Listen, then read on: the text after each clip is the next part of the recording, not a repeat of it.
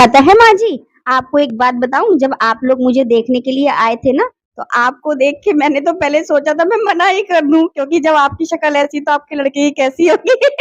क्यों भाई, मैंने ऐसा क्या बोल दिया था जो तूने रिश्ते के लिए मना कर दिया था? नहीं माँ जी, बोला कुछ नहीं, बस मैंने यही सोचा कि जब माँ ही ऐसी है तो बेटा कैसा ही होगा। क्यों रे चिमकांडी, मेरे ऊपर क्या भूत भूत था जो तू ऐसे बोल रही है? मैं तो ये सोच रही थी मम्मी कि पापा जी ने आपको शादी के लिए हाँ कैसे कर दी।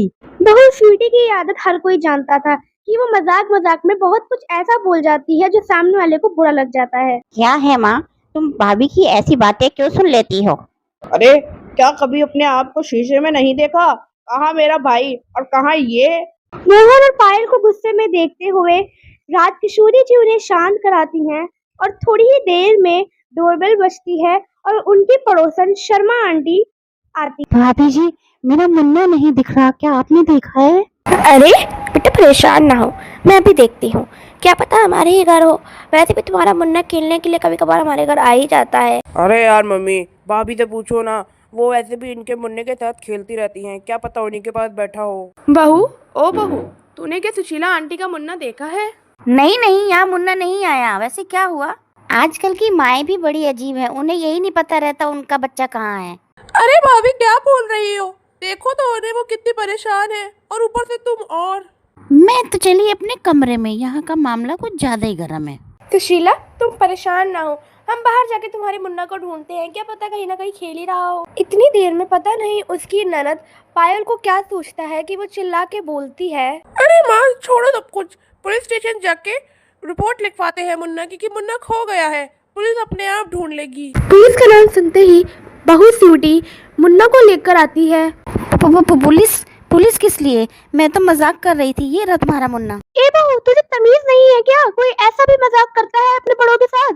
अगर अभी यहाँ पे शर्माइन जी को अगर हार्ट अटैक आ जाता तो तू क्या कर लेती? क्या माँ जी, आप भी इतनी जरा सी बात पे किसी को हार्ट अटैक आता है क्या? अगले दिन सास राजकिशोरी अपनी बहू को बुलाती है। ओ बहू सुन, आज तेरी ननद को लड़के वाले देखने आने वाले हैं, तो तू अपना मुंह बंद करके रखियो। ज्यादा मजाक किया ना तो देख लियो। लड़के वाले मुझे पसंद करने थोड़ी ना आ रहे हैं जो मैं चुप रहूं। आप अपनी लड़की को समझाइए, कहीं वो कुछ ना बोल दे। वो समझी हुई है, तू समझ जा कि तुझे किसके सामने क्या बोलना है और क्या नहीं। तभी वहाँ पति मोहन आता है और कहता है, माँ, लड़के वाले नुक्कड़ तक पहुँच गए हैं, बस आने ही वाले हैं। क्या ये अवस्थी जी का घर है? नहीं, ये अवस्थी जी का नहीं, अग्रवाल जी का घर है। वैसे यहाँ पर भी एक कुंवारी लड़की है, उसे भी देख लीजिए। तभी वहाँ सास राजकिशोरी जी आती हैं। वो देखती है कि बहू लड़के वालों से बात कर रही है। अरे बहन जी, आपको घर ढूंढने में कोई दिक्कत तो नहीं हुई ना? नहीं बहन जी, घर ढूंढने में तो कोई तकलीफ नहीं हुई, लेकिन ये महिला बोल रही है ये अग्रवाल जी का घर है। तभी राजकिशोरी जी स्वीटी को घूरते हुए देखती हैं। दोनों माँ बेटे आपस में बात करने लग जाते हैं। अरे बेटा, अभी तो हम इनके कुछ लगते भी नहीं, रिश्ता भी नहीं हुआ और ये लोग अभी से मजाक करने लगे। मेरी मान तो इस रिश्ते को मना कर दे। माँ, एक बार लड़की तो देख लो, क्या जरा सी बात पे रिश्ता मना कर रही? दोनों माँ बेटों में क्या कुसर फुसर चल रही है? कहीं दहेज वहेज की तो कोई बात नहीं है? ऐसा कुछ है तो पहले ही बता दो, हमारे पास कुछ नहीं है देने को। अगर दहेज की ही बात होती ना बेटा, तो हम तुम्हारे घर ना आते, हम कहीं और जाते। भिखारियों के घर आने की क्या जरूरत थी हमें? लगता है कि आप नहीं चाहते कि आपकी ननद की शादी किसी अच्छे घर में हो। स्वीटी के मुंह पे अफसोस का कुछ भी नहीं दिख रहा था कि उसकी वजह से उसकी ननद का रिश्ता टूट गया। वो तो अभी भी हंस रही थी। देख बेटा मोहन, तेरे बाद मेरे 2 बच्चे और हैं जिनकी शादी मुझे करनी है, और मुझे लगता है ये बहू नहीं होने देगी। मेरे को ज्यादा दिक्कत लगेगी ना तो मैं तुझे बोल देती हूँ, तू कहीं और रह ले जाके बहू के साथ। लगता है अब इन्हें सबक सिखाना ही पड़ेगा, इनको बताना पड़ेगा कि कैसे मजाक करते हैं। अगले ही दिन स्वीटी की 2 सहेलियां घर पर आती हैं। अरे भाभी, आज काम वालियों का इंटरव्यू ले रही हो क्या? दीदी, आप कैसी बात कर रही हैं? ये मेरी सहेलियां हैं। ये लो बेटा पानी, प्लास्टिक के ग्लास में।